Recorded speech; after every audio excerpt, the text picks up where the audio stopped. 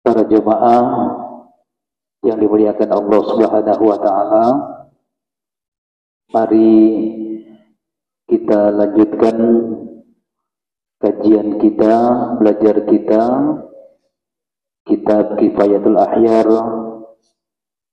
Pada malam hari ini kita masih membahas berkaitan dengan penggunaan emas dan perak bagi seorang laki-laki.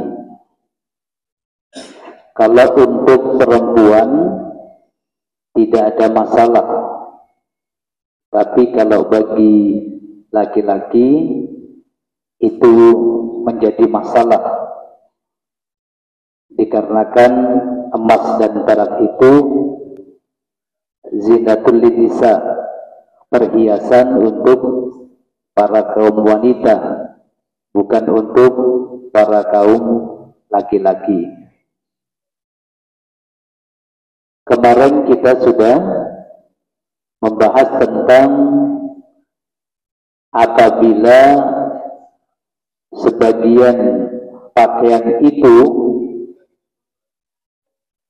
sutra dan sebagian yang lain terbuat dari kapas atau nilon, boleh memakainya jika sutranya tidak mengalahkan banyaknya benang kapas itu.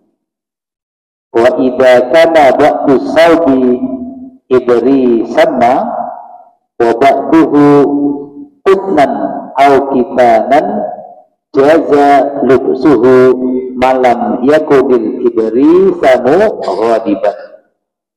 Jadi kalau misalkan dicampur tapi campurannya itu tidak banyak, hanya sebagian saja, maka diperbolehkan. Bahkan kemarin yang pakai fiddah ataupun memakai emas, ada benangnya dari emas, kalau hanya listnya saja, misalkan itu ada di kerah atau di kancing baju atau di pinggiran lengan misalkan, itu diperbolehkan. Yang menjadi dalil kewenangan menyulam dan memberi tepian dengan benang sutra ialah beberapa hadis, di antaranya yang diriwayatkan oleh Imam Muslim dari Umar radhiyallahu anhu. Beliau berkata, naha Rasulullah sallallahu alaihi wasallam an lubsil hariri illa fi mawdi'in isba'in aw isba'aini aw thalathin aw arba'in. Rasul sallallahu alaihi wasallam melarang kami memakai sutra kecuali pada tempat yang hanya satu jari atau 2 jari atau 3 atau 4 jari. Jadi lebih lebarnya dari 4 jari ini tidak diperbolehkan. Maka kalau misalkan 4 jari ini dipakai untuk apa?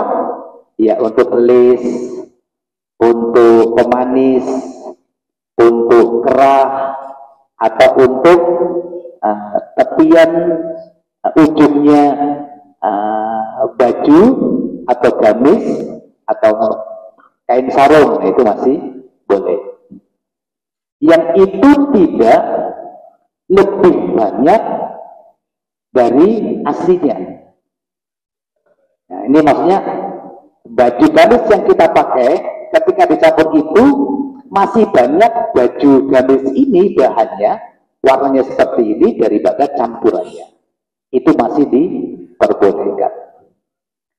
Bahkan ada orang yang memakai fiddah atau zahab, emas ataupun perak ataupun sutra itu tidak cocok.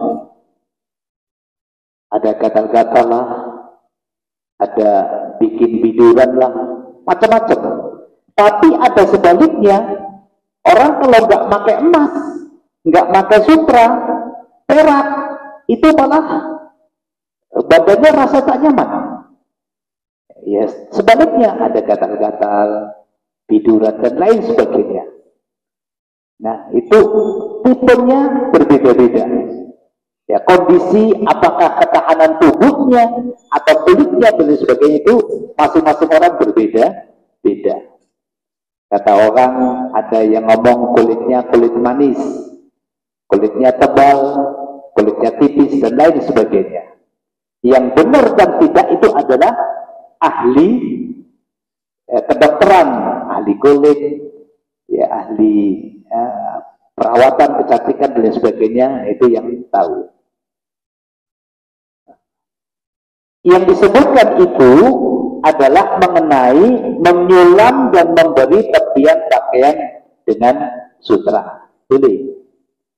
Ya, maka kalau misalkan orang di Sambas itu kan ada tukang tenun, ya tenun kain Sambas.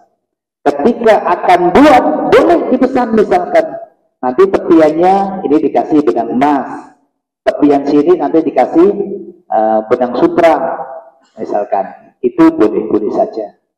Asal tidak lebih banyak dari yang aslinya. Atau ketukang jahit misalkan. Boleh. Kata Rasulullah, tidak melebihi dari 4 jari.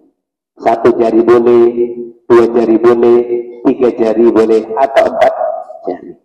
Nah, pertanyaannya Pak, jari kita ini kan kecil-kecil. Nah, bagaimana kalau misalkan jarinya orang-orang kayak Afrika, orang apa namanya itu, yang besar-besar hitam-hitam itu, Nigeria, itu kan badannya 2 kali lipat dari kita, ya kan? Itu jarinya juga besar. Ya kita ambil ghalibnya saja, ambil umumnya saja. Ya, kalau orang Indonesia sepantasnya paling besar seberapa? Nah itu lagi. Ambil umumnya saja. Masalah emas, ya kemarin ada dikatakan bahwa memakai emas itu haram hukumnya karena amat banyaknya penghamburan ataupun pemborosan harta. Yang demikian itu telah dijelaskan oleh Imam Al-Baghawi. Ya, kalau hanya sulamannya dikatakan sulaman benang emas misalkan. Tapi kalau emasnya sendiri itu ya, emas murni misalkan, untuk tepiannya dan sebagainya itu bahkan itu tidak diperbolehkan karena dikatakan pemborosan. Kemarin saya lihat di televisi itu ada orang gali emas itu mendapat bongkahan batu besar sekali, digelundungkan 4-5 orang saja keberatan, ya. Tapi belum dideteksi apakah itu betul-betul emas ataukah hanya serupa dengan emas. Nah, itu luar biasa. Masalah ini adalah masalah yang baik, yang sebaiknya diingat-ingat, sebab sebagian besar dari orang-orang yang ahli dunia pada waktu berwudu atau mandi di tempat mandi diberikan kepadanya selimut atau handuk yang tepiannya ada benang emas. Lalu dia mempergunakannya.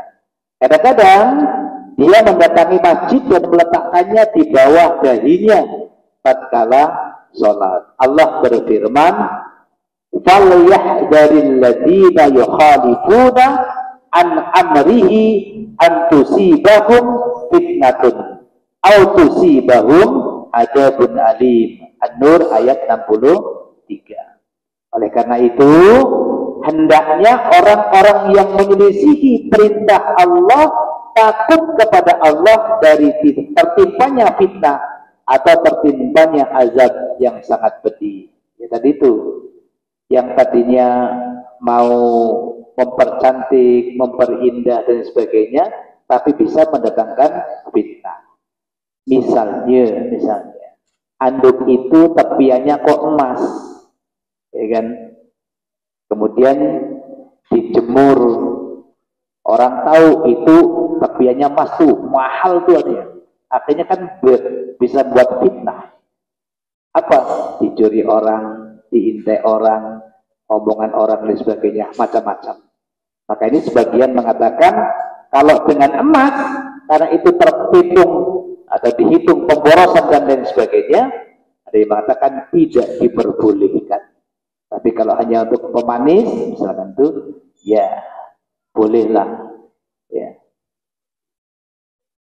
Sebagian ulama mengatakan bahwa fitnah dalam ayat itu yang dimaksud adalah menjurus kepada kekufuran, kufur, bisa juga takabur, sombong, ya kan? Anduknya saja pakai emas, ya. Apalagi rumahnya, wah mesti banyak, ya kan? Nah, mudah-mudahan kita diselamatkan oleh Allah Subhanahu wa taala.